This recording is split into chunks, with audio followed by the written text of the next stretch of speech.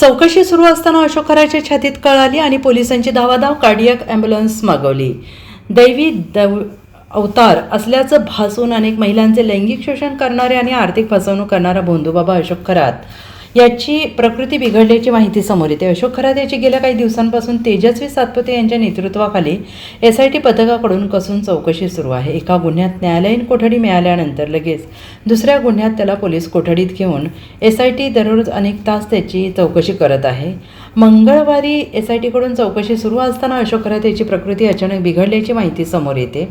अशोक खरात याला चौकशी सुरू असताना अचानक डोकेदुखी, मळमळ आणि उलटीचा त्रास सुरू झाला. त्यानंतर त्याच्या छातीत दुखायला लागल्याने त्याला तात्काळ ऑक्सिजन लावण्यात आला. अशोक खरात याच्यासाठी तात्काळ कार्डियक ॲम्ब्युलन्स बोलावून त्याची वैद्यकीय तपासणी करण्यात आली. अशोक खरातला नेमका काय आणि कशामुळे त्रास झाला याची नेमकी माहिती अद्याप समोर आलेली नाही. मात्र अलीकडेच अशोक खरात याच्या वकिलांनी न्यायालयात एक महत्त्वाची मागणी केली. आरोपीच्या खांद्याचं ऑपरेशन झालेलं आहे, त्याचं डोकं दुखत आहे. पेनकिलर गोळ्या औषधांनी फारसा फरक पडत नाही. त्यामुळे अशोक खरात याला वैद्यकीय तपासणीवेळी न्यूरोसर्जनकडे घेऊन जावे अशी मागणी खरातच्या वकिलांनी केली आहे. आणि त्यानंतर 3 दिवसातच अशोक खरात याची प्रकृती बिघडल्याने या सगळ्यात काही काळबेरं तर नाही ना अशी शंका उपस्थित झाली आहे. अद्याप पोलिसांनी अशोक खरात याच्या प्रकृतीबाबत नेमकी माहिती दिलेली नाही. Bureau report, SBN Marathi, Nashik.